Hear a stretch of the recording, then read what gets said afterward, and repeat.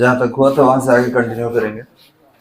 तो पिछले क्लास में सेंटर ऑफ मास हम लोग सीख रहे थे निकालने के लिए द्रव्यमान केंद्र। मेथड था आपका बाय सब्स्टिट्यूशन, प्रतिस्थापन विधि द्वारा द्रव्यमान केंद्र का निर्धारण। तो प्रतिस्थापन में बताया गया था कि दो पिंड को हम हटा के किसी तीसरे पिंड को लाते हैं, मतलब दो पिंड रहेगा तो उसमें कोई फॉर्मूला यूज नहीं करना है, उनको रिप्लेस कर करके हम लोग सेंटर ऑफ मास डिसाइड करेंगे।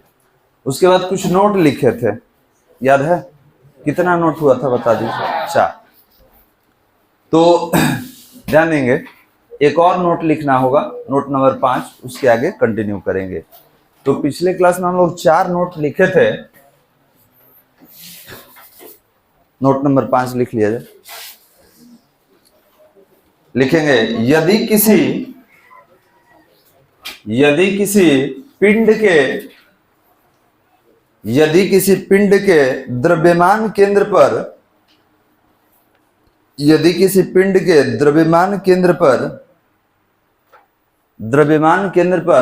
बल आरोपित किया जाए, यदि किसी पिंड के द्रव्यमान केंद्र पर बल आरोपित किया जाए तो बल का अनुभव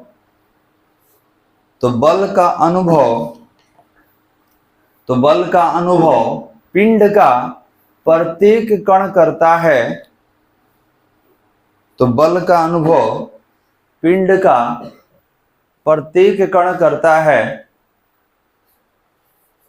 तो बल का अनुभव पिंड का प्रत्येक कण करता है। इसका मतलब ये है कि हमारे पास कोई एक पिंड है, मान लीजिए यही मेरे पास कोई पिंड है। अब इस पर कहा गया कि बल लगा दीजिए। आप तो बल लगाए हैं, लेकिन सब जगह नहीं लगा कि आप केवल केंद्र पर ही यहाँ पे बल लगा दिए।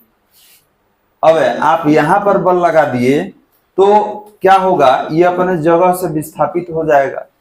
और ये एक नहीं है, ये कणों का निकाय है। आपको सिखाया गया है कणों का निकाय, मतलब ये पिंड एक कण से नहीं बना है, इस तरीके बहुत सारे कणों से मिलकर बना है। तो कणों के समूह को निकाय कहा जाता है, लिखवाएं।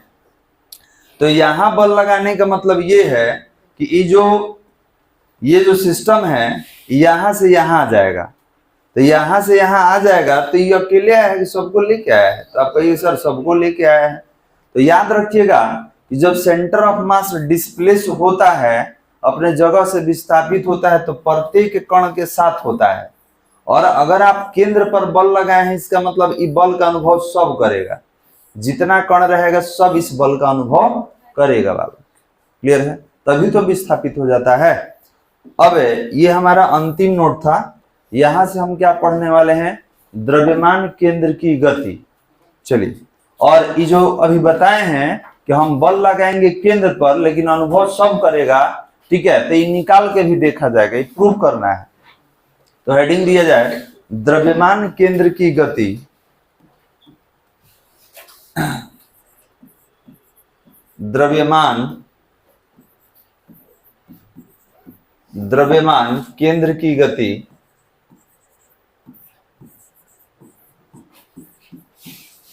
द्रव्यमान केंद्र की गति motion of centre of mass. Heading दिए motion of centre of mass.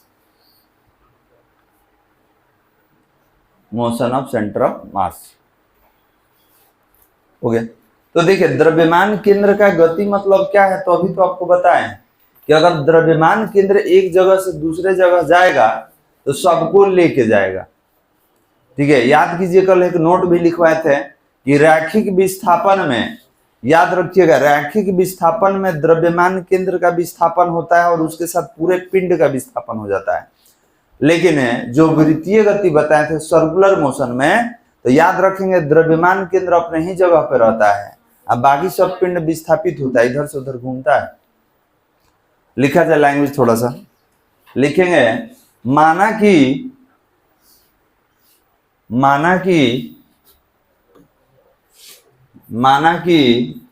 n कणों के देखिए एन, एन मतलब बहुत सारा पद होगा। एन कणों के किसी निकाय में, एन कणों के किसी निकाय में, एन कणों के किसी निकाय में क्रमशः M1 M2 M3 M4 dot dot Mn, निकाय में क्रमशः M1 M2 M3 M4 dot dot Mn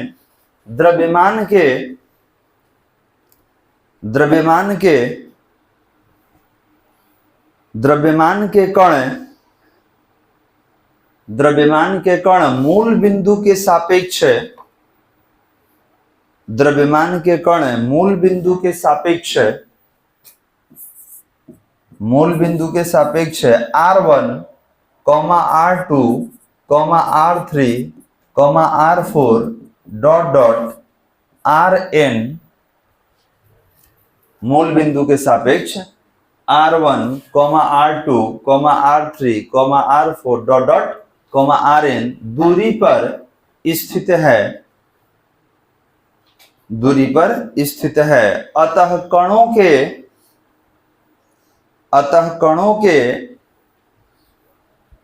के निकाय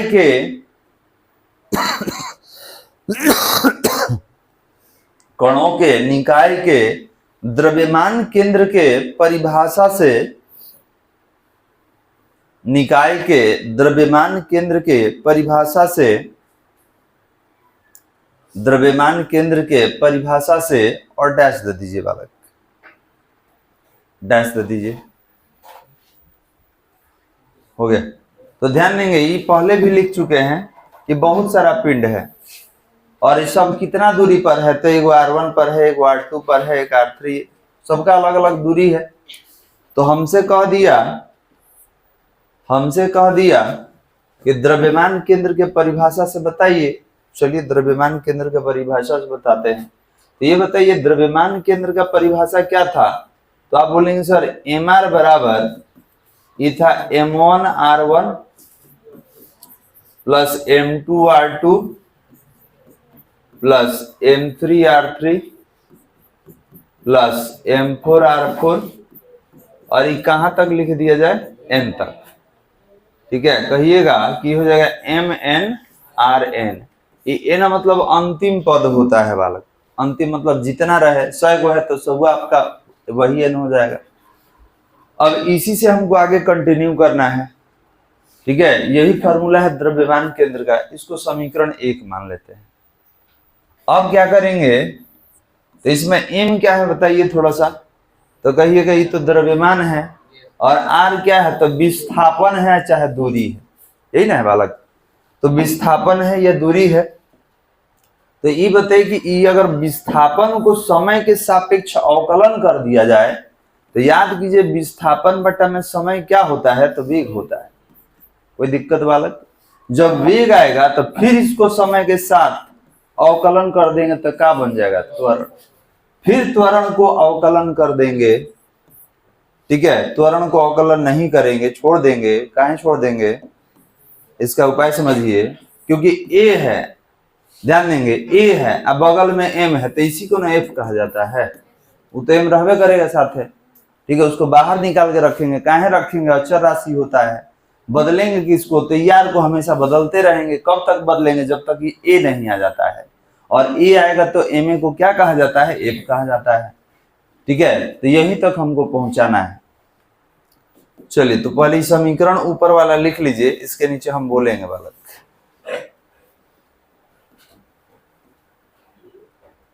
देख लीजिए,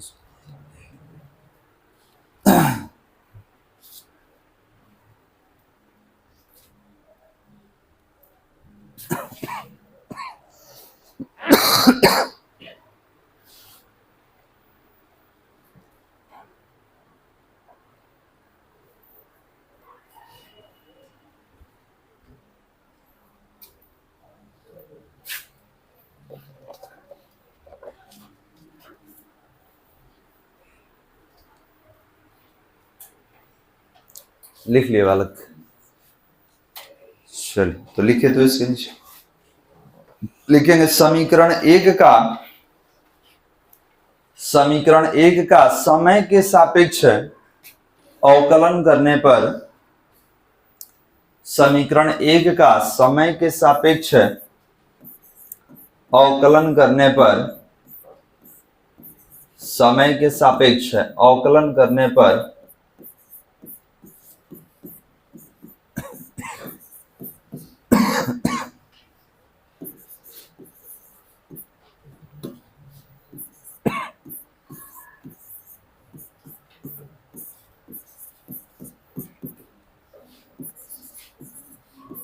अच्छा, सब में से द्रव्यमान को बाहर क्यों निकाल रहे हैं? द्रव्यमान अचर अचर का थोड़ी निकालेंगे, इसको डॉट से पहुंचा देते हैं।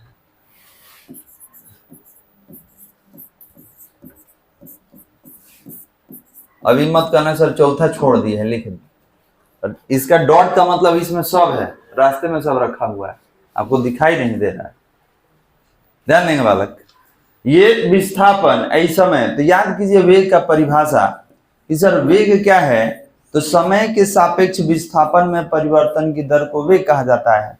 तो हम यह बताए थे कि जरूरी थोड़ा कि ऐसे से लिखेंगे, एक्स से, वाई से, आर से, जैसे बताया जाए वैसे लिख सकते हैं। तो यहाँ तो आर दिया हुआ है, तो ये बताइए कि ये विस्थापन है, इस समय है, तो विस्थापन बटा समय क्या होता है? वेग। तो आप कहिएगा ई हो गया एम भी, ठीक है, ये m1, तो इसको v1 लिख दिया जाए क्योंकि 1 1 लिखा हुआ, 1 2 3 लिखा हुआ है। ये हो जाएगा m2 v2, ये हो जाएगा m3 v3, ठीक है, और बाकी डॉट डॉट करके हम लिख लेंगे mn vn। जो नहीं पढ़े हो शुरू से उनके लिए हम बता दे रहे हैं कि यहाँ पर dr/dt को वेग कहा गया है, समय के सापेक्ष विस्थापन में परिवर्तन की दर को हम वेग कहते हैं। इसके बाद dr1 जो लिखा हुआ है, ठीक है, अपॉन dt, इसको v1 कहेंगे, ठीक है। v1 मतलब पहले कण का वेग, पहले कण का वेग, r2 रहेगा तो दूसरा कण का वेग होगा, 3 रहेगा तो तीसरा कण का वेग होगा। तो इसी तरीके से हम इसको हटाएं, तो ये हो जाएगा समीकरण नंबर 2। अब आपको जानकारी होगा कि अगर वेग का अवकलन एक बार फिर कर दिया जाए तब त्वरण निकल के आ जाएगा। तो यहां तक लिख लीजिए, दोनों लाइन लिख लीजिए।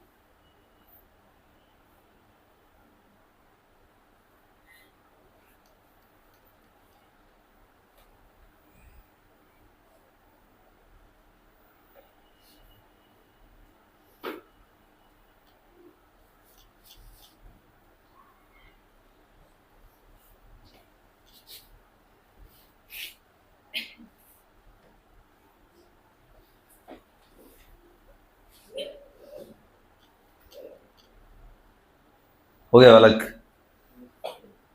समीकरण 2 तक पहुंच गए।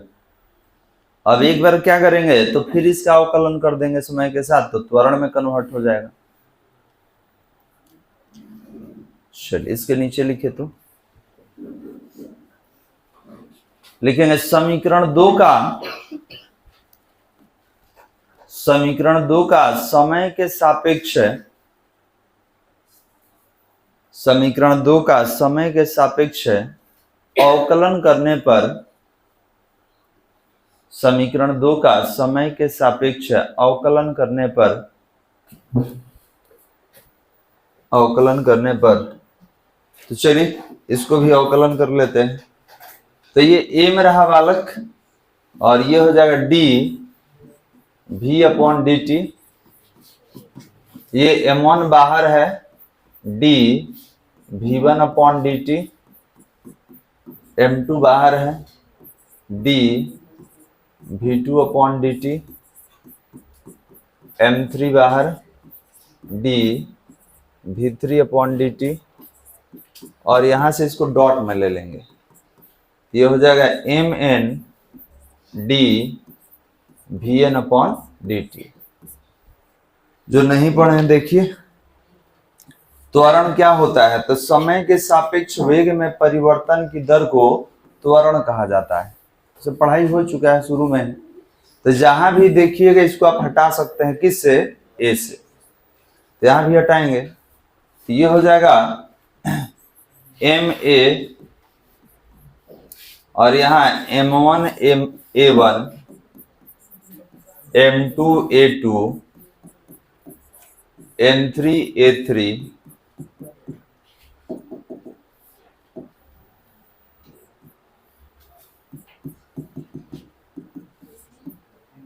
mn an वेक्टर सिंबल के साथ। अब यहाँ लगा देंगे न्यूटन के गति का दूसरा नियम। तो न्यूटन के गति का दूसरा नियम क्या है, तो आप कहिएगा सर यही तो है जो लिखे हैं F=ma। परिभाषा याद है किसी को न्यूटन के गति का दूसरा नियम का? पहला नियम कितना आदमी को याद है? दूसरा नियम, तीसरा नियम, बाकी लोग मैच देखने आए हैं। बताओ तो दूसरा नियम बताओ। दूसरा, किसी पिंड का जो संवेग है उसमें परिवर्तन की दर उस पर आरोपित बल के समानुपाती। हाँ ठीक है। पहला सर कोई भी पिंड अगर वो विराम की अवस्था में है तो अपनी उसी अवस्था को बनाए रखना चाहता है, या फिर वो गति की अवस्था में है तो अपनी गति की अवस्था को भी बनाए रखना चाहता है। इसे ही जड़त्व का नियम है। बहुत अच्छा, इसकी खोज गैलीलियो। बहुत अच्छा, बढ़िया। तब मैच देखे बड़ा,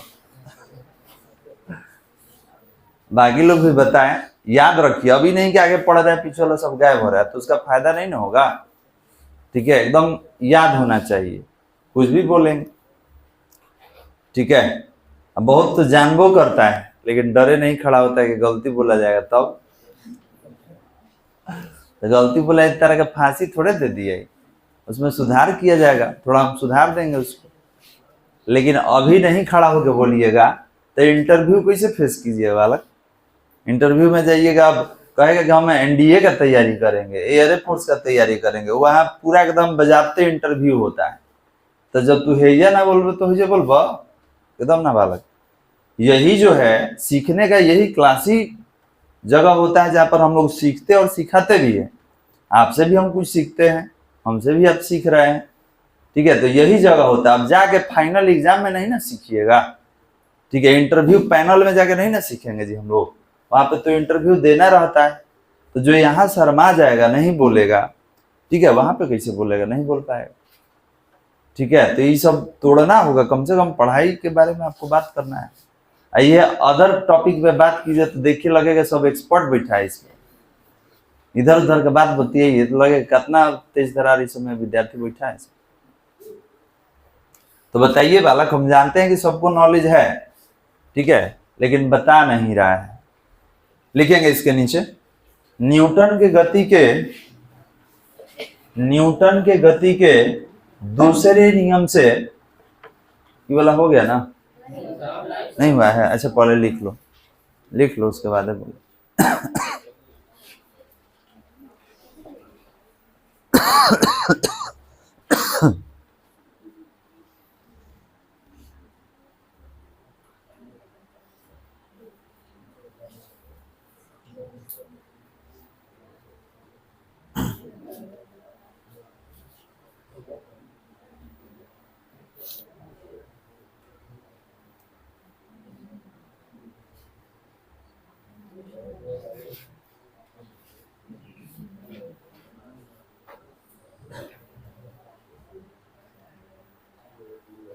तो इसको समीकरण 3 दे देंगे, लिखा जाए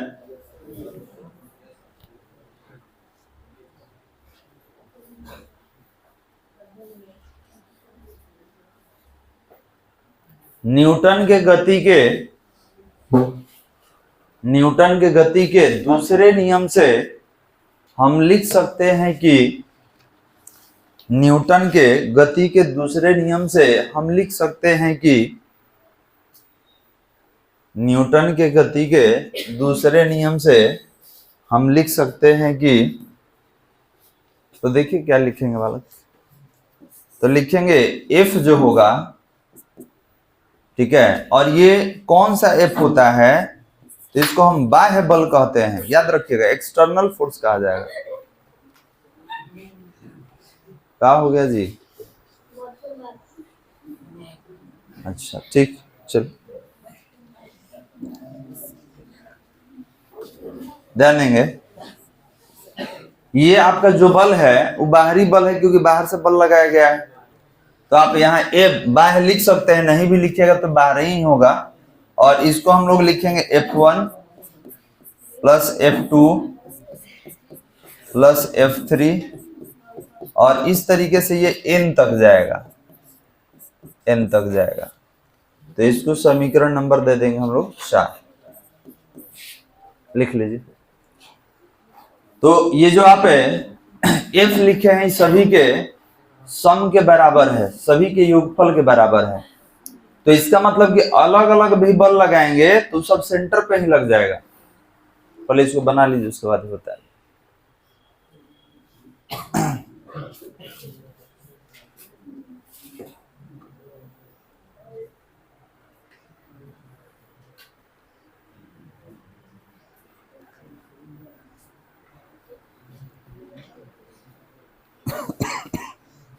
अब इसको लैंग्वेज के पद में हम लोग लिखेंगे। लिखा जाए, अतः हम कह सकते हैं कि, लैंग्वेज लिखा जाए, अतः हम कह सकते हैं कि पिंड के निकाय पर लगने वाले, पिंड के निकाय पर लगने वाले बलों का योग, पिंड के निकाय पर लगने वाले बलों का योग द्रव्यमान केंद्र पर, बलों का योग द्रव्यमान केंद्र पर आरोपित, द्रव्यमान केंद्र पर आरोपित बल के बराबर होता है, आरोपित बल के बराबर होता है, आरोपित बल के बराबर होता है। अब देखिए आप लिखे क्या हैं, इसको अगर डायग्राम के माध्यम से थोड़ा समझा जाए, तो अगर हमारे पास कोई पिंड है और इसमें बहुत सारा द्रव्यमान ले लेते हैं, 1 2 3 सेंटर ऑफ मास, इस तरीके से, तो देखिए बालक समझिए, अगर हम 10 न्यूटन का बल लगा दिए तो याद रखेंगे कि अगर इसमें 10 गो कण है तो सब एक एक न्यूटन का अनुभव किया है। 1 न्यूटन का बल इस पे भी लगा है, इस पे भी लगा है, इस पे भी लगा है, मतलब जितना रहेगा सब पे बराबर बराबर बल लग जाएगा। अब कोई कहेगा सर हम ई नहीं लगा के यह सब बल लगा देंगे, तो कोई दिक्कत नहीं है, आप सब पे बल लगा दिए, इसका मतलब आप यहाँ भी बल लगा दिए, सबको जोड़ देंगे, जो सबका बल होगा वही कहाँ का बल होगा, द्रव्यमान केंद्र का। यही तो अभी निकाले हैं कि F जो होगा, मतलब यहाँ पर जो बल होगा, अब इसका नाम F1 दे देंगे, इसका नाम F2 दे देंगे, जितना रहेगा n तक नाम दे दिया जाएगा, सबको जोड़ दीजिएगा तो द्रव्यमान केंद्र पर आरोपित बल के बराबर हो जाएगा। तो दो चीज है, आप यहाँ 10 न्यूटन लगा दिए, इसका मतलब सब पर आप बल लगा दिए। अगर सब पर बल लगा दिए तो समझिए कि यहाँ भी बल आपका लग गया। क्यों? क्योंकि सबका बल का योगफल द्रव्यमान केंद्र पर आरोपित बल के बराबर होता है। अभी यही लिखे हैं। चलिए अब यहां से आगे हम बढ़ेंगे और हेडिंग दिया जाए दृढ़ पिंड, रिजिड बॉडी।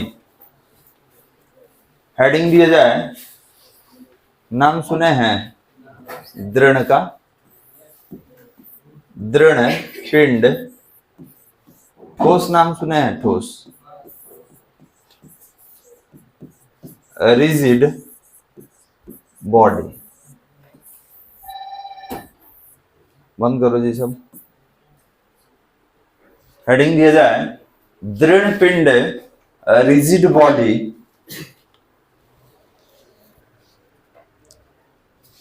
दृढ़ पिंड, रिजिड बॉडी।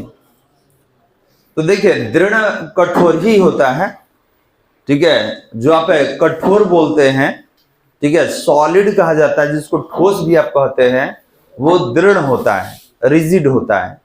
तो सवाल ये है कि सर आप नाम कहे बदल दिए हैं, ठोसे लिख देते, ठीक है, रिजिड आपने लिखा है, तो कुछ अंतर होता है बालक, उसी के बारे में हम लोग बात करने वाले हैं। तो दृढ़ पिंड क्या है? तो जिसके आकार में, आकृति में, रचना में बाहरी बल लगा के परिवर्तन नहीं किया जा सकता, वो दृढ़ पिंड होता है। एक होता है प्रत्यास्थ पिंड, पिंड बोल रहे हैं, टक्कर नहीं बोल रहे हैं, ये भी ध्यान रखेंगे। प्रत्यास्थ पिंड, इलास्टिक बॉडी, उसमें क्या होता है कि आप बाहरी बल लगा के उसका आकार तो बदल दीजिएगा, लेकिन वो जैसे ही अपना बल हटाइएगा तो जैसे था वैसे ही हो जाएगा।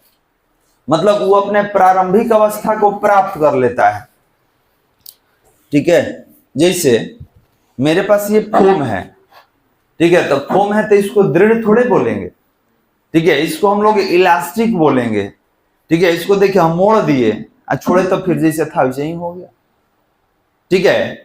लेकिन क्या एक लकड़ी को इस तरीके से तोड़ दे तो खुद से सीधा हो जाएगा, जुड़ जाएगा? नहीं होगा। तो अलग अलग रचना है, अलग अलग गुण है। अब मेरे पास ये लकड़ी का डस्टर है, क्या इस पर बल लगा के इसके रचना में, इसके आकार में, आकृति में हम कोई परिवर्तन कर सकते हैं? नहीं। तो क्या कहिएगा? सर ये तो एकदम रिजिड है, दृढ़ है। तो परिभाषा तो बहुत हम लोग लिखते हैं, लेकिन याद रखेंगे एक और परिभाषा हम आपको बता दे रहे हैं, ठीक है, ठोस का या रिजिड का। तो आपको मालूम होगा कि ठोस में जो कण होते हैं, ठीक है, ये हाईली पैक्ड होते हैं। आप पढ़े होंगे अणु परमाणु के बारे में कि ठोस का जो अणु होता है एकदम पैक रहता है। पैक रहने का मतलब कि इसमें जगह नहीं रहता है कि और किसी हमें मॉलिक्यूल्स को इसमें डाल सके या इनके बीच कुछ एडजस्ट कर सके। तो याद रखेंगे अगर इसी के जगह लिक्विड ले लिया जाए तो लिक्विड में पर्याप्त जगह रहता है जी, एगो कण यहाँ है, एगो कण यहाँ है, तो देखिए बीच में आपको गैप दिख रहा होगा। तो याद रखेंगे इसको संपीड़ित किया जा सकता है, मतलब कंप्रेस कर सकते हैं, गैस को भी कंप्रेस कर सकते हैं। एलपीजी कंप्रेस रहता है, एलपीजी जो होता है कंप्रेसी रहता है, लेकिन क्या इसको आप दबा सकते हैं, इसका आकार आकृति में परिवर्तन कर सकते हैं? तो नहीं। क्यों? इनके बीच कोई स्पेस नहीं रहता है। तो याद रखेंगे कणों का ऐसा निकाय जिसमें दो कणों के बीच का दूरी निश्चित रहता है, ये बदलेगा नहीं, ये बदल जाएगा, दबाइएगा तो दोनों सट जाएगा। कंप्रेस हो सकता है लेकिन ई कंप्रेस नहीं होगा। तो आप बोल सकते हैं कि सर कणों का ऐसा निकाय जिसमें दो अणुओं के बीच जो दूरी होता है हमेशा अचर रहता है, उसे हम क्या बोलेंगे? दृढ़ बोलेंगे। उसे क्या बोलेंगे? ठोस बोलेंगे। कोई दिक्कत बालक? ये तो आप जानते ही होंगे कि जिसके आकार आकृति में परिवर्तन नहीं कर पाते हैं वो क्या है? ठोस है, दृढ़ है। लेकिन एक और समझ लीजिए कि जब किसी पिंड के निकाय में दो कणों के बीच का दूरी जो अचर रहेगा, नहीं बदलेगा, उसको भी क्या कहा जाता है? ठोस। कोई दिक्कत? अब यही लिक्विड रहे तो उसको कंप्रेस कर सकते हैं, यही गैस रहे तो गैस को कंप्रेस होता है, लेकिन ई कंप्रेस नहीं होगा।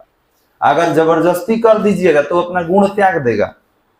जबरदस्ती मानिए आप कर देते हैं तो गुण त्याग देगा, ठीक है, लेकिन बाकी जो होता है अपने गुण को रिगेन कर लेता है। जैसे अभी आपको दिखाएं कि एक फोम को हम ऐसे मोड़ दिए और हाथ हटाए तो जैसे था वैसे ही हो गया, कहाँ उस पर कुछ अंतर आया। लेकिन क्या इसको हम ऐसे तोड़ देंगे तो ठीक हो जाएगा? नहीं होगा बालक, टूट जाएगा हमेशा के लिए। तोड़ेंगे नहीं। चलिए तो परिभाषा लिखा जाए, लिखेंगे कणों का वह निकाय,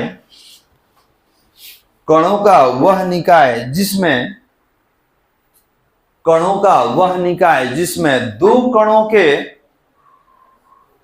कणों का वह निकाय जिसमें दो कणों के बीच की दूरी, कणों का वह निकाय जिसमें दो कणों के बीच की दूरी, दो कणों के बीच की दूरी सदैव, दो कणों के बीच की दूरी सदैव अचर रहती है, सदैव अचल रहती है वह पिंड, सदैव अचल रहती है वह पिंड दृढ़ पिंड कहलाता है। सदैव अचल रहती है वह पिंड दृढ़ पिंड कहलाता है। वह पिंड दृढ़ पिंड कहलाता है। इसी में लिखना होगा सामान्यतः सभी ठोस पिंड, सामान्यतः सभी ठोस पिंड, सभी ठोस पिंड दृढ़ पिंड के उदाहरण हैं। सामान्यतः सभी ठोस पिंड दृढ़ पिंड के उदाहरण हैं, दृढ़ पिंड के उदाहरण हैं। कोई दिक्कत बालक? ठीक है, तो अगर कोई कहे सर एग्जाम्पल, सब एग्जाम्पल है, जितना ठोस का नाम आप जानते हैं सब इसी का एग्जाम्पल है। अभी हम क्या बताएं कि इसको भी हम लोग ठोस कह सकते हैं, काहे नहीं कहेंगे। ठोस में क्या होता है, तो रचना आकार आकृति क्या रहता है, अचल रहता है। बाहर से आप बल लगा के नहीं परिवर्तित कर सकते हैं, और जब परिवर्तित कर दिए तो ठोस नहीं रहा, तब वो क्या होगा, प्रत्यास्थ हो सकता है, या हो सकता है प्लास्टिक वाला नेचर का हो। बताया था ना, इलास्टिक है वो प्लास्टिक होता है। तो ये आएगा, धीरे धीरे पढ़ेंगे इस सब के बारे में। आई भी बता दे कि इस सब का एक सीमा होता है। जैसे मान लीजिए कोई प्रत्यास्थ है, जैसे आप एक रबड़ ले लिए, तो उसका एक लिमिट है कि इतने खींचेंगे कि वो अपना गुण रखे हुए रहेगा। किसी रबड़ को आप पूरा खींच दीजिए तो गुण त्याग देगा, वो रबड़ का गुण त्याग देगा। अब स्प्रिंग है, पूरा बल लगा के इसको खींच के हम तार बना दे, तो क्या इसे कंप्रेस कर सकते हैं? ठीक है, बल लगाने पर रिगेन करेगा? बिल्कुल नहीं करेगा बालक। तो एक लिमिट तक सब बर्दाश्त करता है, ठीक है, एक लिमिट तक। तो अब बात करेंगे कि उसको क्या कहा जाता है। जब पढ़ेंगे ठोस के बारे में, ठोस के प्रकृति के बारे में, तब देखिएगा। आई खाली ठोसे में नहीं होता है, सब में कुछ ना कुछ होता है। चलिए बालक, तो आगे हमको पढ़ना है घूर्णन गति के बारे में। देखिए एक चीज और बता दे, यहाँ पे एक बार और रिपीट हो जाएगा सर्कुलर मोशन। देखिए हम लोग जो पढ़ रहे हैं कणों का निकाय एवं घूर्णन गति, हेडिंग देख लीजिए जाके। ठीक है, तो यहाँ पर घूर्णन गति मतलब पिंड कैसे घूमता है, इसके बारे में थोड़ा सा पढ़ना है। अभी पंखा घूम रहा है, तो काहे पंखा घूम रहा है? ठीक है, तो आप कहिएगा इस पे बल लग रहा होगा। तो कौन बल है भाई जो इसको घुमा देता है? बल का नाम क्या है, कैसे काम करता है, सब ये सब पढ़ना है बालक। ठीक है, तो अभी हम लोग स्टार्ट करेंगे घूर्णन गति। अभी लिखवाएंगे, परिभाषित भी करेंगे, लेकिन इसके लिए सब जानकारी होना चाहिए। कौन सा? तो वृत्तीय गति वाला। तो वृत्तीय गति में अगर जाइएगा तो आपको याद होगा कि अलग अलग परिभाषा लिखवाए थे, संबंध निकलवाए थे रैखिक में या कोणीय में। बोले थे कि रैखिक विस्थापन को एस से लिखते हैं, तो कोणीय विस्थापन को थीटा से लिखते हैं। रैखिक वेग को v से लिखते हैं, तो कोणीय वेग को ओमेगा से लिखते हैं। रैखिक त्वरण को a से लिखते हैं, तो कोणीय त्वरण को अल्फा से। याद है? सबका संबंधों बताए थे, तो लिख, तो फिर दोबारा नहीं लिखवाएंगे यहाँ पे, केवल आपको याद दिला देंगे, है ना। तो फिर वह सब लिखना होगा, फिर वही परिभाषा निकालिए। तो एक एक काम बार बार आप कीजिएगा, ठीक है। तो याद रखेंगे, केवल संबंध हम बता देंगे, हो सकता है आप भूल गए हो, तो इस संबंध हम बता देंगे और उसी संबंध का यूज करके आगे हमको पढ़ना है।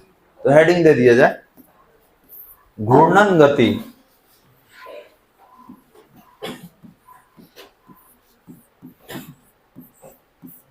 हेडिंग देंगे घूर्णन गति। अगर इंग्लिश में लिखना हो तो इसको रोटेशनल मोशन,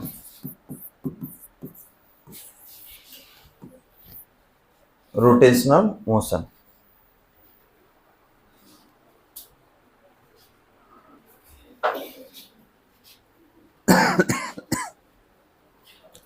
हो गया बालक। हमको एक चीज बताइए कि वृत्तीय गति या घूर्णन गति में क्या अंतर है, कि दोनों एक है? रुक जाइए, बोलिए बालक, क्या अंतर है? वृत्तीय गति या घूर्णन गति में क्या अंतर है?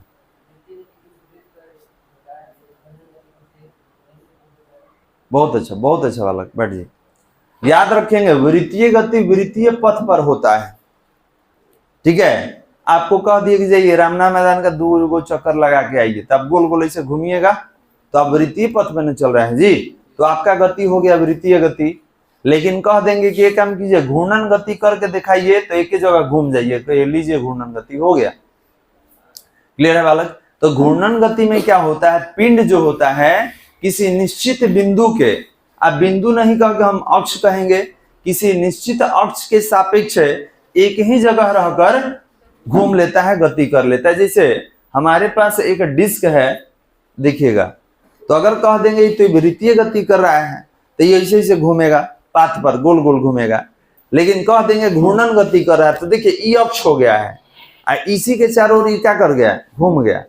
तो अब बताइए घूम गया तो इसको कौन सा गति कहा जाए, घूर्णन गति।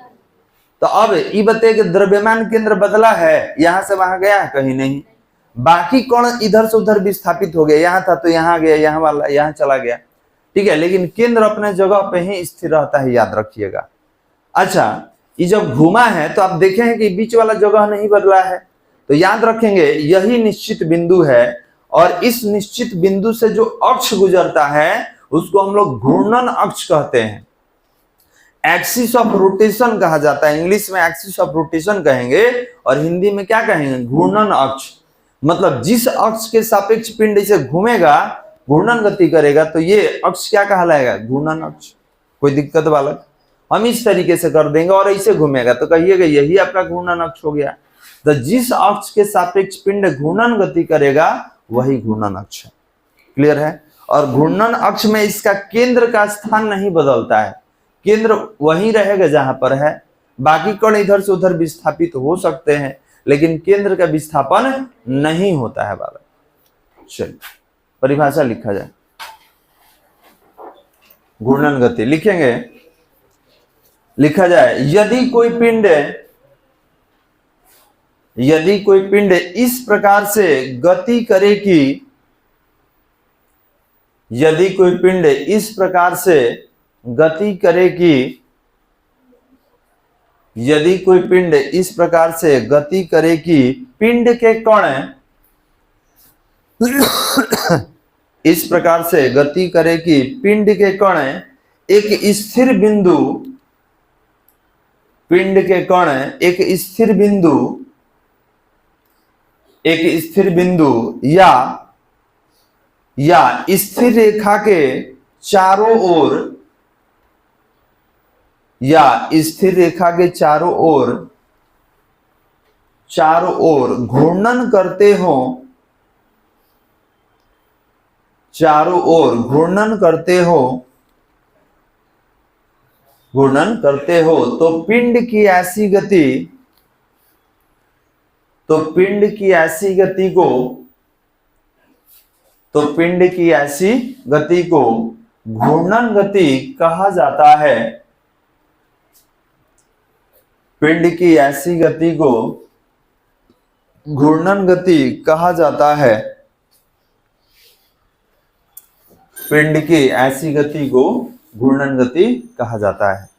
पैराग्राफ चेंज करके लिखेंगे, इस गति में, पैराग्राफ चेंज करके लिखा जाए, इस गति में स्थिर बिंदु,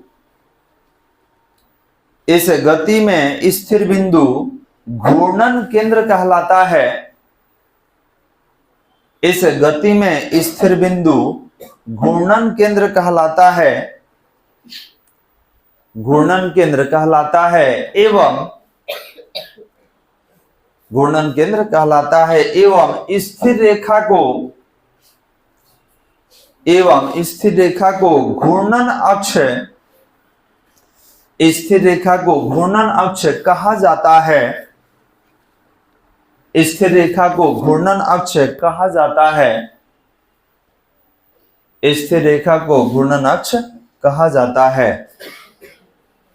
तो घूर्णन अक्ष को और घूर्णन रेखा को अंडरलाइन कीजिए, तो घूर्णन अक्ष को और घूर्णन रेखा को दोनों को अंडरलाइन कीजिए।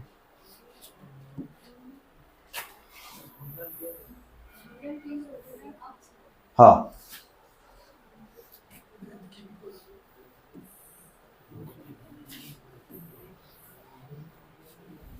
बहुत बड़ा है।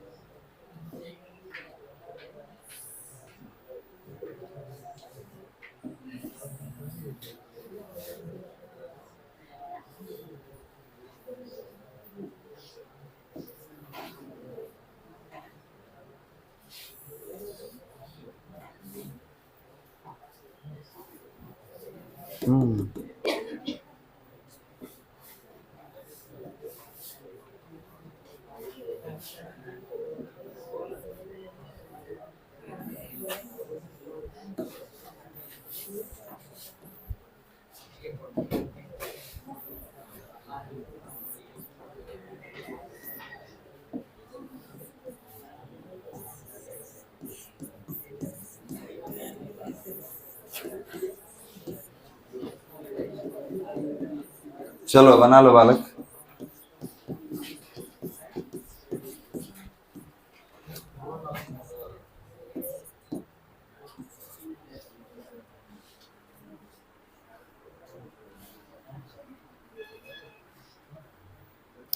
कोई पिंड है, ठीक है, और इसके केंद्र से एक अक्ष लिए है।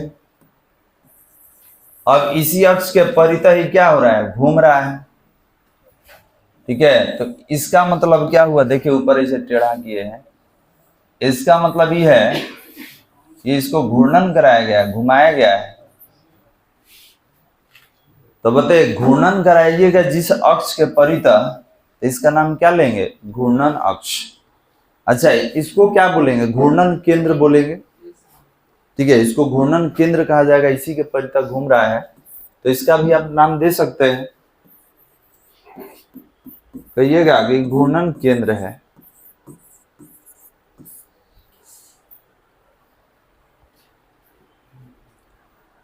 तो बस यहीं तक रोका जाए, बाकी अगले क्लास में हम लोग करेंगे।